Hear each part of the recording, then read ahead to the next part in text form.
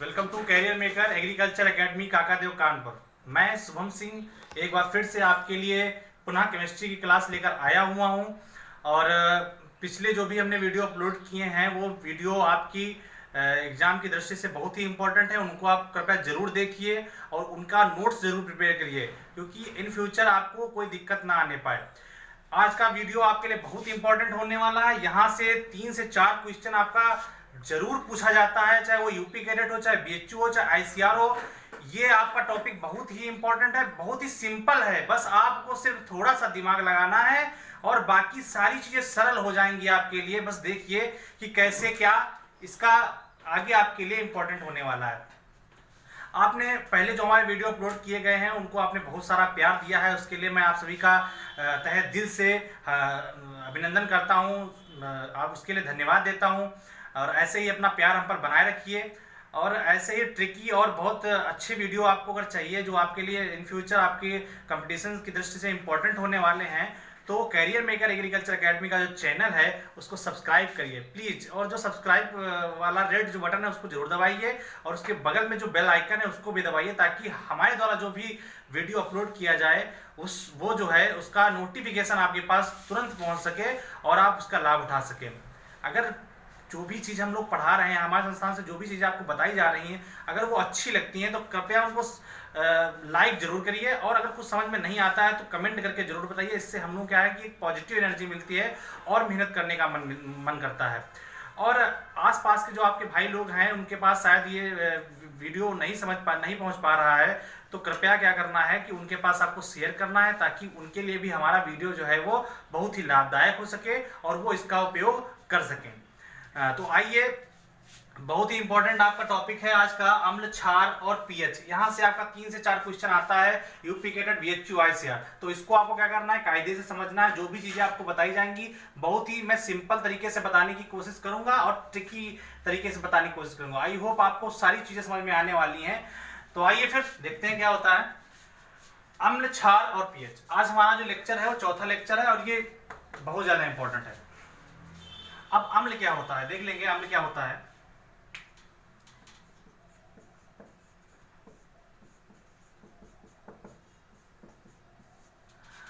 अम्ल अम्ल आर्हेनियस के अनुसार, अगर आप आर्हेनियस एक साइंटिस्ट हैं, आर्हेनियस के अनुसार उन्होंने इसके लिए डिफिनेशन दी है। उन्होंने बताया है कि जब भी कोई अम्ल है उसको क्या करेंगे हम, अगर जलीय विलयन में प्रवाहित करेंगे, अगर जलीय विलयन में प्रवाहित करेंगे तो वो क्या देता है, हाइड्रोजन आयन देता है। अगर उसको हम जलीय विलयन में प्रवाहित करेंगे तो कैसा आयन देता है, हाइड्रोजन आयन देता है, हाइड्रोजन प्लस आयन देता है।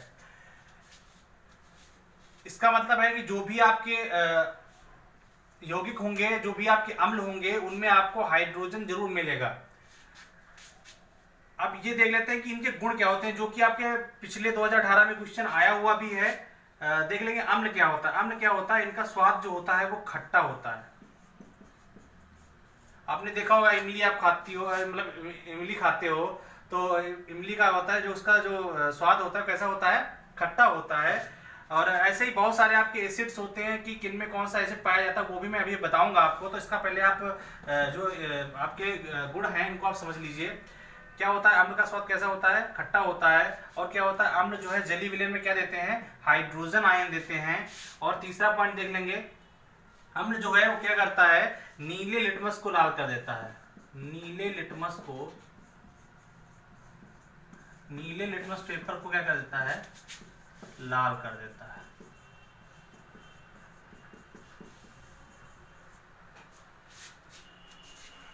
नीले लिटमस को क्या कर देता है, लाल कर देता है। इसके लिए मेरे पास एक ट्रिक है। ट्रिक क्या है, अनिल। अनिल आपने देखा होगा कि लोगों के नाम भी होते हैं। आ से क्या हो जाएगा, अम्ल हो जाएगा। नी से क्या हो गया, नीला। और ला से क्या हो गया, लाल। ठीक है ना।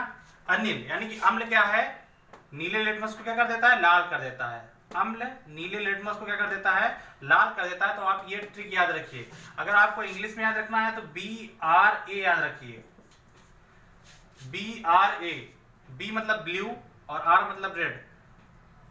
ब्लू मतलब नीला है, लिटमस पेपर नीला है तो उसको क्या कर देगा, लाल कर देगा, रेड कर देगा। और वो कौन से होंगे, एसिड में होता है। किसमें होता है, एसिड में होता है। ऐसे ही और देख लेंगे आप, जो भी आपके जो क्षार है अम्ल के साथ अपक्रिया करके क्या कर देता है, उसको उदासीन कर देता है। जैसे अम्ल हो गया, और इसके साथ अगर आप क्या करोगे, क्षार को अटैच कर दोगे, क्षार की रिएक्शन कराओगे, तो जो क्या कर देता है, वो उसके विलेन को क्या कर देता है, उदासीन कर देता है। और वो मैं अभी बताऊंगा आपको कि अगर प्रबल अम्ल है, दुर्बल क्षार है, या दुर्बल अम्ल है, प्रबल क्षार है, तो उससे कौन कौन से सॉल्यूशन निकल के आते हैं, वो भी मैं अभी देख लूंगा। अगर आपका प्रबल अम्ल और प्रबल क्षार है तो जो सॉल्यूशन होगा कैसा हो जाएगा, वो उदासीन सॉल्यूशन हो जाएगा। और अम्ल क्या करते हैं, अम्ल जो है वो धातुओं के साथ, अम्ल जो है धातुओं के साथ अपक्रिया करते हैं। अम्ल क्या करते हैं, यहाँ पे एक पॉइंट समझ लेंगे, वेरी वेरी इंपॉर्टेंट पॉइंट है ये हमारा। धातुओं के साथ अम्ल जो है धातुओं के साथ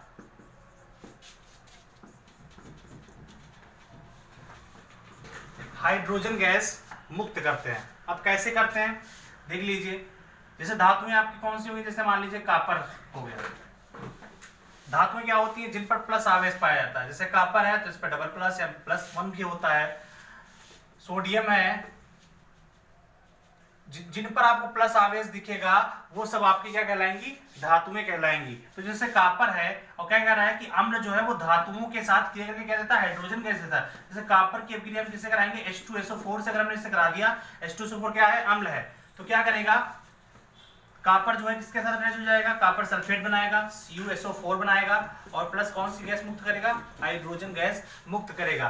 तो आपके चाहे जो भी आपके धातुएं हो, वो अगर अम्ल के साथ क्रिया करेंगी तो क्या करेंगी, वो हाइड्रोजन गैस मुक्त करेंगी। ये आपको जरूर याद रखना है। इसी के साथ में अगला पॉइंट हम देखेंगे। इसके बाद अगला पॉइंट देखेंगे। अगला पॉइंट क्या है, अम्ल जो है वो क्षारीय ऑक्साइडों के साथ, किसके साथ, क्षारीय ऑक्साइडों के साथ।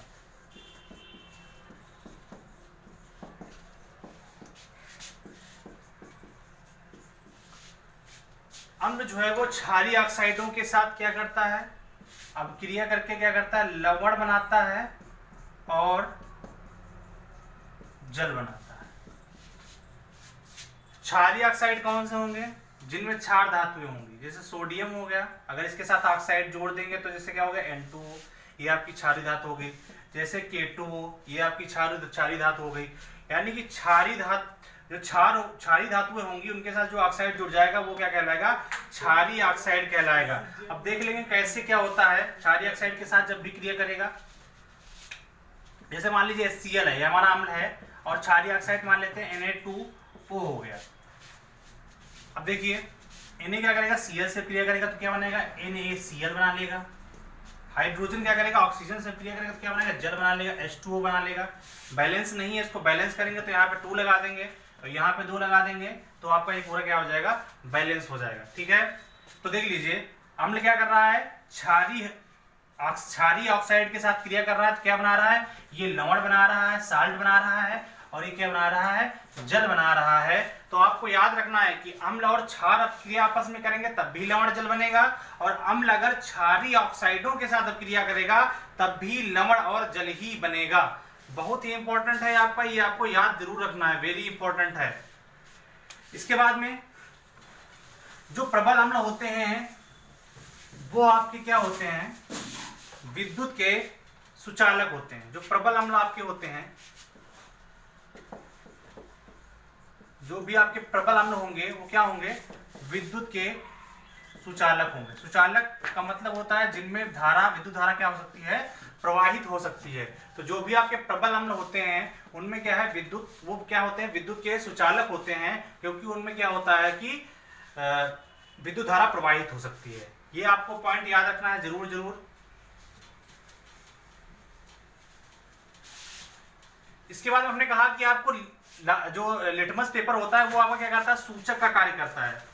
जैसे कह देंगे कि एसिड इंडिकेटर्स, एसिड इंडिकेटर्स का मतलब क्या होता है, अम्ल के सूचक, अम्ल सूचक। केवल लिटमस पेपर ही आपका सूचक नहीं होता है, और भी चीजें होती हैं जो आपकी सूचक होती हैं। जैसे लिटमस पेपर ले लीजिए आप, अभी हमने बताया लिटमस पेपर। दूसरा आपका होता है मिथिल ऑरेंज,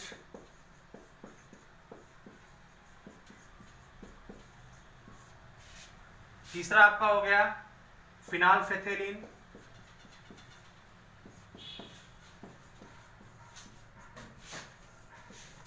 ये आपके मोस्टली तीन ही, ये इंपॉर्टेंट है आपके। तो लिटमस पेपर आपका क्या है, एसिड इंडिकेटर्स है या सूचक का कार्य करता है, ये भी। मेथिल ऑरेंज ये भी सूचक का कार्य करता है। फिनाल्फेथेलिन ये भी सूचक का कार्य करता है। जैसे आपके पास कोई एसिड है और आपको ये पता नहीं कि एसिड है कि ये अम्ल है या ये क्षार है, तो क्या करते हो आप, लिटमस पेपर लेते हो। अगर आप नीला लिटमस पेपर लोगे और उस पर क्या करोगे, अगर आप जो अम्ल आपको दिया गया उसको अगर आप डालोगे उस पर, तो क्या है, वो कैसा कलर दे देगा, लाल कलर दे देगा, तो आपको पता लग जाएगा कि अम्ल है।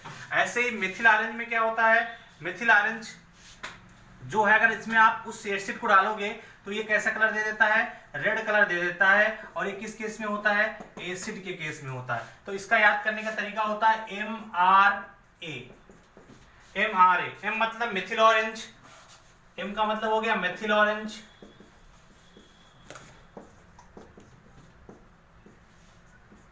R का मतलब हो गया रेड, रेड कलर दे देगा। और किस केस में देगा, एसिड के केस में देगा, यानी कि अम्ल के केस में देगा। तो मिथिल ऑरेंज लाल कलर देता है, किस केस में देता है, अम्ल के साथ में देता है। फिनाल्फेथेलिन के साथ देखेंगे, फिनाल्फेथेलिन के साथ क्या होता है, रंगहीन कर देता है, कलरलेस, कलरलेस कर देता है। किसमें करता है, एसिड के रूप में करता है। जैसे इसको याद करने का तरीका क्या हो जाएगा, फिनाल्फेथेलिन को याद करने का तरीका क्या हो गया, PClA,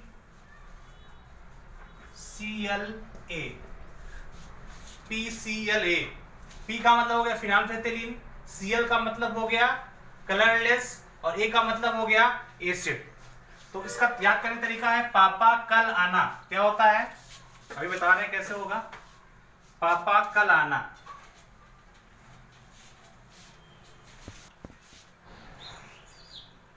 फिनाल्फेथेलिन के केस में देखेंगे क्या होता है, फिनाल्फेथेलिन में देखेंगे आपको, तो उसमें क्या होता है, कलरलेस देता है। अगर फिनाल्फेथेलिन आपका इंडिकेटर है या सूचक है, अगर आप उसमें क्या है, अम्ल कोई भी आप डालोगे तो कैसा रंग दे देगा, कलरलेस कर देगा। अगर कोई रंग उसमें होगा तो वो रंगहीन हो जाएगा। और एक किसमें होता है, अम्ल, अम्ल अगर आप डालोगे तभी होगा। तो याद करने का तरीका क्या है, फिनाल्फेथेलिन को P से कर देंगे, कलरलेस को कर देंगे Cl से, और एसिड को A मान लेंगे। तो क्या होता है, P से पापा कल आना। फिनाल्फेथेलिन कलरलेस, जब एसिड डालेंगे तब, जब अम्ल डालेंगे तब होगा। ओके, आई होप इतना आपको समझ में आया होगा। एसिड या अम्ल की डिफिनेशन एक आर्हेनियस के अनुसार क्या थी, आर्हेनियस के अनुसार मैंने बताया था कि जलीय विलयन में अगर आप किसी अम्ल को प्रवाहित करेंगे या जलीय विलयन में करेंगे तो क्या हो जाएगा, वो हाइड्रोजन आयन दे देगा। हाइड्रोजन आयन अगर आपका दे देता है तो ये क्या हो जाता है, अम्ल की डिफिनेशन हो गई, लेकिन किसके अनुसार थी वो, आर्हेनियस के अनुसार। आर्हेनियस के अनुसार जलीय विलयन में क्या कर देगा, हाइड्रोजन आयन दे देगा। तो आर्हेनियस के अनुसार डिफिनेशन हो गई। एक डिफिनेशन आपकी है ब्रांस्टेड और लॉरी। ब्रांस्टेड और लॉरी के अनुसार आपकी डिफिनेशन क्या है कि अम्ल क्या है, दूसरे पदार्थ को क्या कर देता है, प्रोटॉन दे सकता है। दूसरे पदार्थ को क्या कर सकता है, दूसरे पदार्थ को प्रोटॉन दे सकता है, यानी कि दाता है, ये किसी को दे सकता है। जैसे अम्ल है, वो क्या करेगा, हाइड्रोजन आयन दे देगा या प्रोटॉन दे देगा। किसको दे देगा, मान लीजिए भस्म को दे दिया, भस्म को ही क्षार भी बोलते हैं। तो क्या है, ब्रॉन्स्टेड और लॉरी के अनुसार डिफिनेशन क्या है, दूसरे पदार्थ को अम्ल क्या कर देता है, प्रोटॉन दे सकता है। तो अम्ल ने प्रोटॉन दे दिया किसको, दूसरे पदार्थ को। मान लीजिए क्षार है, उसको क्या कर दिया उसने, एक प्रोटॉन दे दिया, तो इसके लिए डिफिनेशन आपकी हमने के लिए एक ये भी डिफिनेशन है, दूसरे पदार्थ को प्रोटॉन क्या कर सकता है, दान कर सकता है या दे सकता है। अब बात कर लेंगे हम क्षार की, देख लेंगे क्या होता है।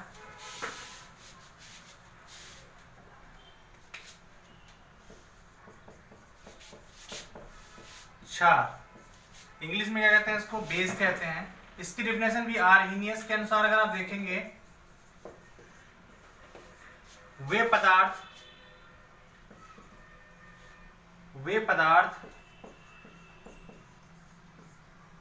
जो जलीय विलयन में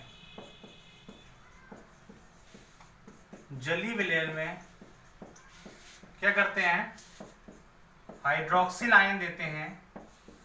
वे पदार्थ जो जलीय विलयन में क्या करते हैं, हाइड्रोक्साइड या हाइड्रोक्सिल आयन देते हैं, वो क्या कहलाते हैं, आपके क्षार कहलाते हैं। किसके अनुसार था ये, आर्हीनियस के अनुसार था। अगर बात आप ब्रॉन्स्टेड और लॉरी के अनुसार देखेंगे अगर आप, तो ब्रॉन्स्टेड और लॉरी के अनुसार क्या, यह दूसरे पदार्थ से प्रोटॉन ले सकता है, प्रोटॉन ग्रहण कर सकता है।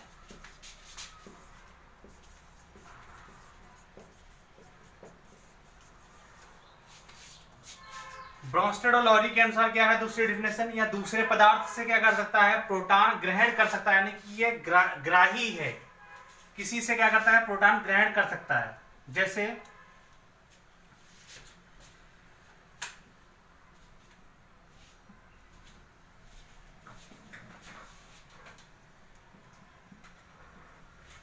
जैसे आपका हो गया NaOH, इसको अगर आप तोड़ दोगे तो क्या हो जाएगा, Na+ और OH- में टूट जाएगा। यानी कि इसमें क्या है, हाइड्रोक्सिल आयन क्या है, उपस्थित है। तो हाइड्रोक्सिल आयन अगर आपको उपस्थित है तो इनके अनुसार जो भी आपकी डिफिनेशन थी वो क्या है, सही है। मतलब कि वे पदार्थ जो अपने जलीय विलयन में, अगर इसको आप जलीय विलयन प्रोवाइड करोगे तो क्या करेगा, अपने आयनों में टूट जाएगा, सोडियम Na+ बनाएगा और हाइड्रोक्सिल आयन माइनस बनाएगा, ठीक है ना। तो हाइड्रोक्सिल आयन देते हैं, ऐसे पदार्थ जो जलीय विलयन में क्या देते हैं, हाइड्रोक्सिल आयन देते हैं, वो क्या कहलाते हैं, आपके क्षार कहलाते हैं। और ब्रॉन्स्टेड और लॉरी के अनुसार क्या है, दूसरे पदार्थ से प्रोटॉन क्या कर सकता है, ग्रहण कर सकता है। आपको ये याद रखना है। तो हमने क्या बताया, क्षार क्या होते हैं, जो जलीय विलयन में क्या देते हैं, हाइड्रोक्सिल आयन देते हैं। नंबर 1 पॉइंट हो गया। दूसरा पॉइंट क्या है, क्षार का जो स्वाद होता है वो कैसा होता है, कड़वा होता है। जैसे आपने करेला खाया होगा, या तीखा भी बोल देते हैं। क्षार का जो स्वाद होता है कैसा होता है, कड़वा या तीखा होता है, ठीक है। जो प्रबल क्षार होते हैं वो क्या होते हैं, विद्युत के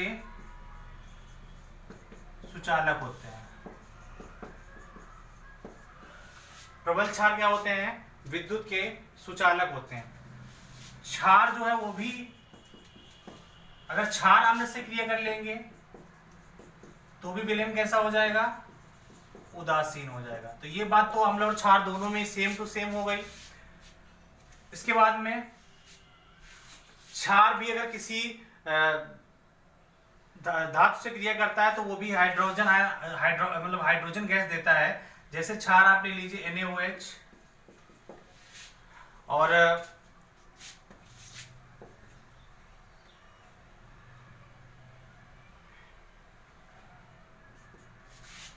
NaOH आपने ले लिया। अगर ये आपका क्या, अगर किसी भी ऑक्साइड या अम्लीय ऑक्साइड के साथ अब क्रिया करेगा, जैसे हमने ले लिया आपका SO2 ले लिया, ठीक है ना। SO2 यहाँ पर क्या है, ये अम्लीय ऑक्साइड है। कैसा है, अम्लीय ऑक्साइड। SO2 यहाँ पे क्या है, अम्लीय ऑक्साइड है। या इससे क्रिया करेगा तो क्या बनाएगा,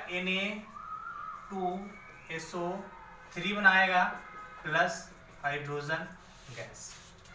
ओके, क्या करोगे, आपको बैलेंस कर लेंगे इसको। तो अम्लीय ऑक्साइड के साथ क्रिया करेगा तो क्या करेगा, जल देगा, ऑक्साइड हाइड्रोजन गैस तब देगा जब वो धातु से क्रिया करेगा। अगर क्षार किसी अम्लीय ऑक्साइड के साथ क्रिया करता है तो क्या करेगा, वो लवण बनाएगा और जल बनाएगा। ये आपका सेम टू सेम अम्ल की तरीके से ही है। हमने अम्ल में क्या बताया था, अगर कोई भी अम्ल क्षारी, वहां पर क्षारीय ऑक्साइड था, क्षारीय ऑक्साइड से अगर क्रिया करेगा तो वो क्या करेगा, लवण और जल बनाएगा। सेम टू सेम क्षार में भी यही प्रोसेस होती है। अगर कोई क्षार है और अगर वो अम्लीय ऑक्साइड के साथ क्रिया करेगा तो वो क्या करेगा, लवण और जल वो भी बनाएगा। तो ये बातें आपकी क्या हो गई, क्षार और अम्ल के कुछ पॉइंट सेम हो गए। जैसे ये वाला पॉइंट आपका अम्ल के साथ सेम हो गया और ये वाला पॉइंट आपका अम्ल के साथ सेम हो गया है। ओके, इंपॉर्टेंट है आपका इसमें। क्षार क्या करते हैं, लाल लिटमस पेपर को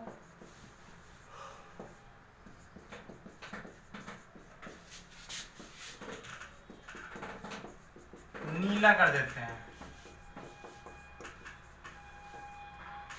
इसके लिए फार्मूला हमारे पास क्या है, छलनी।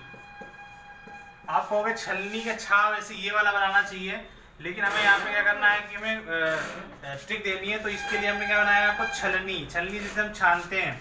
छा से क्या हो गया, क्षार हो गया। ला से क्या हो गया, लाल। नी से क्या हो गया, नीला। क्षार क्या कर देते हैं, लाल लिटमस पेपर को क्या कर देते हैं, नीला कर देते हैं। तो क्षार के लिए क्या याद रखेंगे आप, छलनी याद रखेंगे। तो आपको ये पता रहेगा कि कौन से पेपर को क्या कर देते हैं, यानी कि लाल लिटमस को क्या कर देते हैं, नीला कर देते हैं, तो वो क्या कहलाते हैं, क्षार कहलाते हैं। वैसे ही हमने अम्ल के लिए आपको शॉर्ट ट्रिक बताई थी, अनिल। अम्ल क्या करते हैं, नीले लिटमस को क्या कर देते हैं, लाल कर देते हैं। क्षार के लिए आपका छलनी याद रखेंगे और अम्ल के लिए आप क्या रखेंगे, अनिल याद रखेंगे। ये अगर आपको याद रहेगा, क्योंकि ये इंपॉर्टेंट है, आपसे पूछ लिया जाता है कि लाल लिटमस पेपर को नीला कर दिया जाता है तो कौन कर देता है। ऑप्शन में होगा क्षार, अम्ल, दोनों या इनमें से कोई नहीं। तो क्षार क्या कर देगा, लाल लिटमस पेपर को नीला कर देगा। ऐसे ही अगर अम्ल की बात करेगा तो कहेगा कि नीले लिटमस पेपर को लाल निम्न में से कौन कर देता है। तो उसमें भी ऑप्शन रहेगा क्षार, अम्ल, दोनों या इनमें से कोई नहीं। तो अम्ल क्या कर देता है, नीले लिटमस पेपर को लाल कर देता है। ये आप याद रखिए। इसके बाद में देख लेंगे मिथिल ऑरेंज का केस देख लेंगे। मिथिल ऑरेंज आपको बताया सूचक होता है। तो अम्ल में हमने आपको बताया था कि कौन कौन से सूचक होते हैं, वही सूचक आपके क्या हो जाएंगे, क्षार में भी लगेंगे। मिथिल ऑरेंज में क्या कर देता है, ये येलो कर देता है, येलो, पीला कलर दे देता है। कौन दे देता है, बेस दे देता है। बेस मतलब क्षार। तो इसके लिए ट्रिक क्या है, MYB, माई बी, मतलब माई बीबी भी आप कह सकते हो। तो M का क्या मतलब क्या हो गया, M का मतलब हो गया मिथिल ऑरेंज, Y का मतलब हो गया येलो, B का मतलब हो गया बेस। यानी कि मिथिल ऑरेंज में अगर आप क्षार कोई भी डालोगे तो क्या करेगा, उसका कलर कैसा आ जाएगा, येलो आ जाएगा, पीला कलर आ जाएगा। क्या डालोगे, जब अगर आप क्षार डालते हो तो मिथिल ऑरेंज में आपसे पूछा जाएगा कि मिथिल ऑरेंज में अगर कोई क्षार हम डालते हैं तो कैसा कलर देगा। तो कैसा कलर देगा, येलो कलर देगा, पीला कलर देगा। याद रखिए ट्रिक बाई बी। इसके बाद में फिनाल्फेथिलीन में देख लेंगे।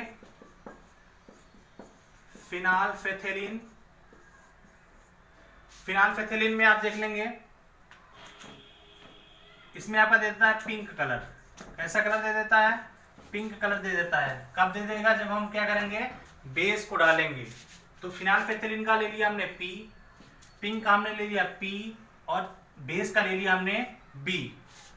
तो इसका याद करने का तरीका क्या है, पुलिस पकड़े बदमाश। पुलिस किसको पकड़ती है, बदमाश को पकड़ती है। पुलिस पकड़े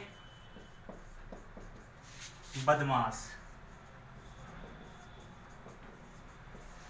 पुलिस का P हो गया, पकड़े का P हो गया और बदमाश का B हो गया। यानी कि फिनाल्फेथिलीन सॉल्यूशन में अगर क्षार, कोई भी अगर आप क्षार डालते हो तो कलर कैसा दे देगा, पिंक कलर दे देगा, गुलाबी कलर दे देगा। तो इससे पता लग जाता है कि ये क्षार है। और अगर फिनाइलफेथिलीन विलेन में अगर हम कोई अम्ल डाल देंगे तो उसका जो कलर होगा वो कैसा हो जाएगा, रंगहीन हो जाएगा। वो मैंने आपको पहले बताया है, ये आप चीज याद रखेंगे। ये आपको पॉइंट याद रखना बहुत इंपॉर्टेंट है। आपसे सीधे सीधे पूछा जाएगा कि क्षार उच्च वसा व तेल के साथ क्रिया करके क्या बनाते हैं। ऑप्शन में होगा साबुन बनाते हैं, दूसरा होगा डिटर्जेंट बनाते हैं, तीसरा होगा कुछ भी और भी बोल सकता है आपको, नन, चौथा ऑप्शन नन। तो क्या बनाते हैं, साबुन बनाते हैं। और यही पूरी प्रोसेस कहलाती है साबुनीकरण। यानी कि क्षार अगर उच्च वसा तेल के साथ क्रिया करेगा तो साबुन बनाएगा, और जो साबुन बनाने की प्रोसेस होती है वही कहलाती है साबुनीकरण। वेरी वेरी इंपॉर्टेंट है, आपको क्या करना है, इसको याद रखना है जरूर, ठीक है। इसके बाद में देखते हैं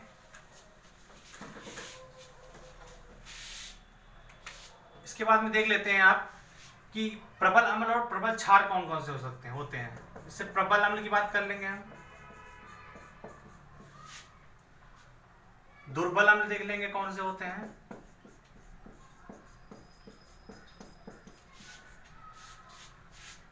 प्रबल क्षार देख लेंगे,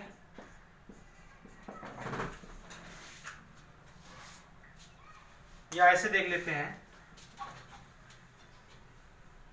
प्रबल अम्ल,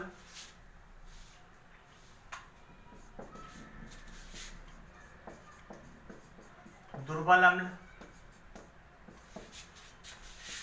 प्रबल क्षार और दुर्बल क्षार। प्रबल अम्ल आपके कौन से होते हैं, ऐसे अम्ल जो जलीय विलयन में प्रवाहित करने पर तुरंत हाइड्रोजन आयन दे देते हैं, यानी कि पूर्णतः जो आयनित हो जाते हैं। कौन कौन से हैं, HCl हो गया आपका, HNO3 हो गया, H2SO4 हो गया, H3PO4 हो गया। ये आपके सब क्या कहलाते हैं, प्रबल अम्ल कहलाते हैं। दुर्बल अम्ल, दुर्बल अम्ल जैसे आपके हो गया CH3COOH। जो भी यौगिक में अगर आपको कार्बन लगा दिख जाता है, कोई भी यौगिक अगर आपका है, अगर वह उसमें हाइड्रोजन अगर दे देता है तो अम्ल होगा ही, लेकिन जिसमें आपको कार्बन लगा दिख जाए तो वो दुर्बल अम्ल होगा, चाहे कोई भी हो। जैसे H2CO3, इसमें भी कार्बन है, COOH का होल ट्वाइस ऑक्जेलिक अम्ल, ये ऑक्जेलिक अम्ल है, इसमें देखिए कार्बन दिया हुआ है, इसमें भी कार्बन है। HCN देख लेंगे, हाइड्रोजन साइनाइड, ये सब आपके दुर्बल अम्ल कहलाएंगे। यानी कि एक पॉइंट है वो मैं अभी आपको बाद में लिखाऊंगा कि दुर्बल अम्ल में क्या, अगर आपको कार्बन दिख जाता है, जिस अम्ल में आपको कार्बन दिख जाता है तो वो आपका कैसा अम्ल होगा, दुर्बल अम्ल होगा। प्रबल क्षार की बात कर लेते हैं। प्रबल क्षार में आपका हो गया NaOH, KOH, CaOH का होल ट्वाइस,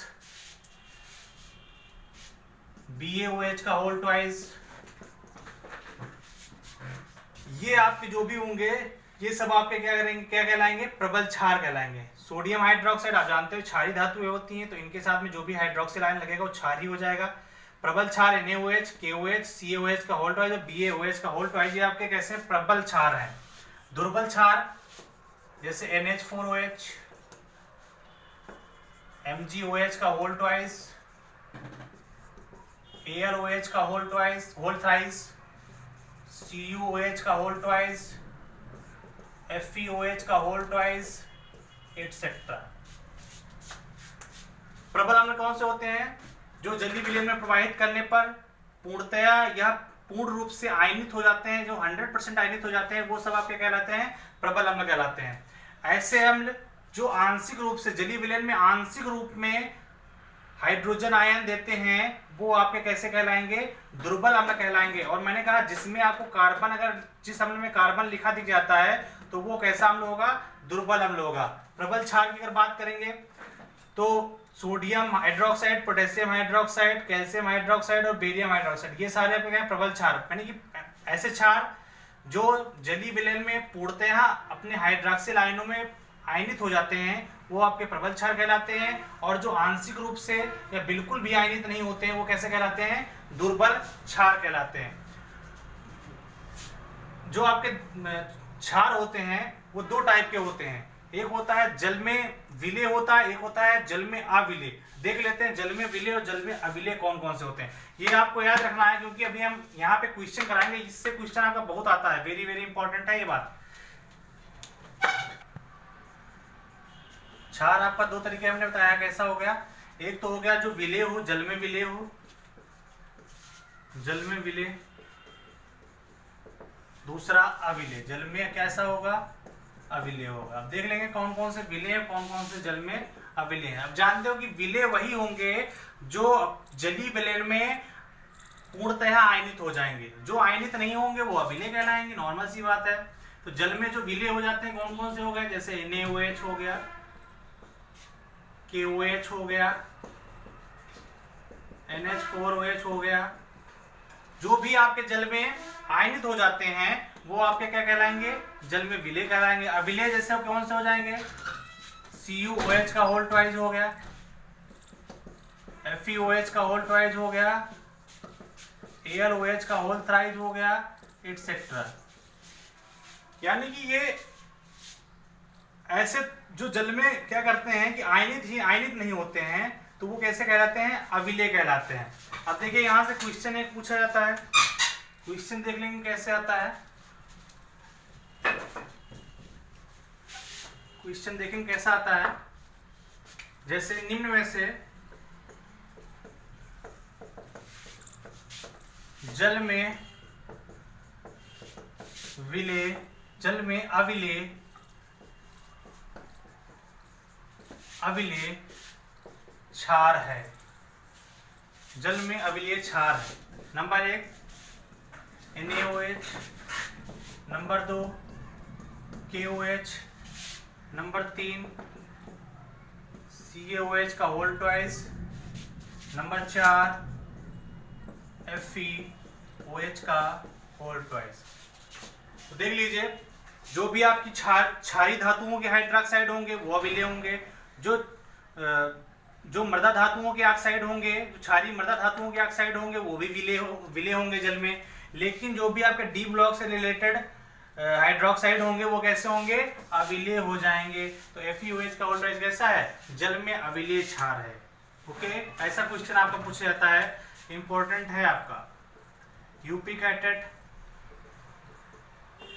2014 में आया हुआ क्वेश्चन है और 2016 में आया हुआ ये क्वेश्चन है, तो याद रखिए आप इसको। देखेंगे क्वेश्चन ये आपका यूपी कैटेट 2018 में आया हुआ है, 2016 में आया हुआ है और 2014 में आया हुआ है। 3 बार लगातार क्वेश्चन आपका, लगातार नहीं है मतलब अल्टरनेट करके आया हुआ क्वेश्चन आपका यूपी कैडेट में। कैसे पूछा गया है, नीचे दिए गए विकल्पों में से कौन सा अम्ल का गुण नहीं है। आप ये समझ लेंगे प्रेजेंट टाइम में नहीं टाइप के क्वेश्चन ज्यादा पूछे जाते हैं। आपको पता है वो बात सही है, लेकिन नहीं वाले पूछे जाते हैं तो आदमी कंफ्यूज हो जाता है। देखिए ऑप्शन कौन कौन से हैं, अम्ल जल में विलेय होकर हाइड्रोजन आयन देते हैं, बात सही है, आपको पता है। इनका स्वाद खट्टा होता है, ये भी आपको पता है।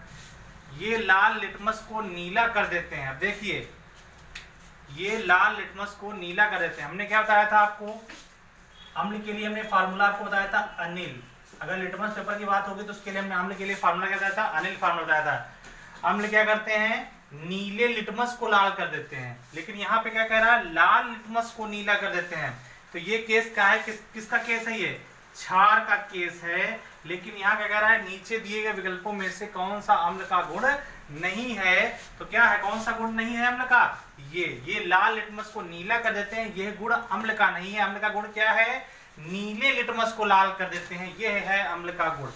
और हमने आपको अभी बताया था कि अम्ल क्षारीय ऑक्साइडों को उदासीन कर लवण और जल बनाते हैं, ये हमने आपको अभी बताया था। अम्ल जैसे ले लिया आपने HCl ले लिया और प्लस Na2O ले लिया, ये क्षारीय ऑक्साइड यानी क्षार के साथ में, क्षार धातु के साथ में जब भी कोई ऑक्सीजन लगेगा तो वो ऑक्सीजन वो क्या कहलाएगा, क्षारीय ऑक्साइड कहलाएगा। अम्ल के साथ में जब भी क्षारीय ऑक्साइड आपका कार्य क्रिया करेगा तो वो क्या बनाएगा, लवण बना लेगा, जैसे NaCl बना लेगा और प्लस क्या कर देगा, जल बना लेगा। तो क्या कह रहा है, अम्ल क्षारीय ऑक्साइडों को उदासीन कर लवण और जल देते हैं, ये बात भी बिल्कुल सही है। तो इसमें सही क्या नहीं था, ये लाल लिटमस को नीला कर देते हैं, ये वाला आपका रॉन्ग था, क्योंकि ये आपको फार्मूला याद रखना है, अनिल वाला फार्मूला याद रखना। इसका बैलेंस हमने अभी आपको पहले ही बताया था, लेकिन अभी यहाँ पे भी देख लीजिए क्या करोगे, इसको यहाँ से 2 लगा दीजिए यहाँ पे, तो देखिए 2 Cl हो गए, 2 Na हो गए, यहाँ पे 2 लगा दीजिए, 2 NaCl हो गए, 2 H हो गए, 1 ऑक्सीजन हो गया, पूरी रिएक्शन क्या हो गई आपकी, बैलेंस हो गई। ओके, अब देखते हैं, इसके बाद में देख लेते हैं कि ये भी आपका बहुत इंपॉर्टेंट है, आपसे पूछ लिया था कि मोनो क्षारकीय अम्ल कौन सा, द्वि क्षारकीय अम्ल कौन सा, देख लेंगे। 3 प्रकार का आपका अम्ल माना जाता है, मोनो क्षारकीय अम्ल,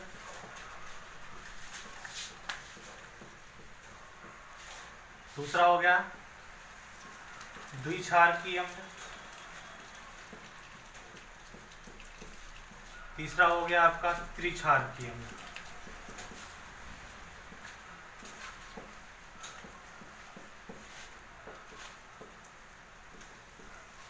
मोनोक्षारकीय अम्ल में कौन सा आएंगे, मोनो का मतलब हो गया एक, यानी कि जिसमें एक हाइड्रोजन आपको दिखेगा वो आपके मोनोक्षारकीय कहलाएंगे। जैसे HCl हो गया, HNO3 हो गया, ये आप कैसे हो जाएंगे, मोनोक्षारकीय अम्ल।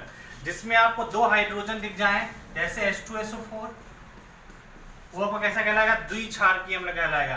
त्रिक्षारकीय में जिसमें आपके 3 हाइड्रोजन दिख जाएं, H3PO4 यानी कि हाइड्रोजन फास्फेट। त्रिक्षारकीय आपसे पूछ भी लिया जाता है कि निम्न में से त्रिक्षारकीय अम्ल कौन सा है, तो निम्न में से 3 त्रिक्षारकीय अगर आपसे अम्ल पूछेगा तो उसमें ऑप्शन ये सारे दिए होंगे, और एक ऑप्शन आपका H3PO4 भी दिया होगा। तो मैंने कहा कि जो जिनमें 3 हाइड्रोजन होंगे वो त्रिक्षारकीय अम्ल कहलाएगा, जिसमें 2 हाइड्रोजन होंगे वो द्विक्षारकीय अम्ल कहलाएगा, जिसमें 1 हाइड्रोजन होगा वो मोनोक्षारकीय अम्ल कहलाएगा। ये भी आप याद रखिए, ये भी आपका क्या है, इंपॉर्टेंट है, आपसे सीधे सीधे पूछा जाता है। ओके, इस पर क्वेश्चन आपके यूपी कैडेट में कम से कम 2-3 बार आ चुके हैं। हमने अभी आपको पहले बताया था कि जिनमें आपको कार्बन दिख जाएगा वो कैसे होंगे, सब आपके दुर्बल अम्ल कहलाएंगे। इसके लिए एक पॉइंट आप याद रखिए कि कार्बनिक यौगिक जो होते हैं वो अकार्बनिक अम्ल की तुलना में कमजोर होते हैं। कार्बनिक यौगिक मतलब जिनमें कार्बन उपस्थित हो, जैसे इसमें देखिए कार्बन, एसिटिक अम्ल में कार्बन है, कार्बोनिक अम्ल में हम कार्बोनिक अम्ल कहते हैं इसको, कार्बोनिक अम्ल में कार्बन आपका उपस्थित है, ऑक्जेलिक अम्ल में कार्बन आपका उपस्थित है। तो कार्बनिक यौगिक क्या होते हैं, अकार्बनिक अम्ल की तुलना में कैसे होते हैं, कमजोर होते हैं, इसीलिए इनको कैसे कहा जाता है, दुर्बल अम्ल कहा जाता है। एक पॉइंट तो एक ही हो गया। ये वाला आपका क्वेश्चन कई बार पूछा गया है, 2013 यूपी कैटेट, 2015 यूपी कैटेट, और ये आपका BHU में भी आया हुआ क्वेश्चन है। क्या क्वेश्चन आया था, अम्ल व क्षार की प्रबलता निर्भर करती है, किस पर निर्भर करती है, आयनन की मात्रा पर, तुल्यांकी भार पर, अणुभार पर या क्वथनांक पर। तो किस पर निर्भर करती है, आयनन की मात्रा पर।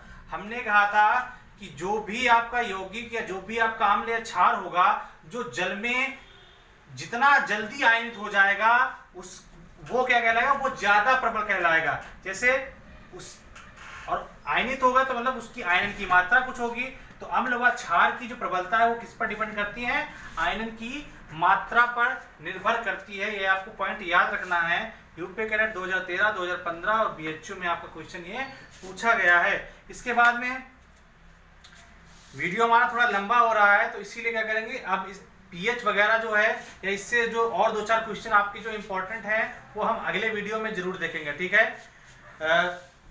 pH वगैरह क्या है और उसके बाद में कौन सा अम्ल किस में पाया जाता है, ये भी आपका अगले वीडियो में हम कवर करने की कोशिश करेंगे। तो कृपया इसके बाद जो अगला वीडियो आएगा उसको आप जरूर देखिए, ताकि एक दूसरे से कम्पीट कर सके। ओके, तो ऐसे ही अपना प्यार बनाए रखिए और career maker agriculture academy channel को सब्सक्राइब करिए और लाइक करिए, कमेंट करिए, और क्या करना है आपको, इसको आसपास अपने लोगों में क्या करना है, इसको शेयर करना है, ताकि हमारे द्वारा जो भी जानकारी दी जा रही है वो उनके पास समुचित रूप से पहुंच सके।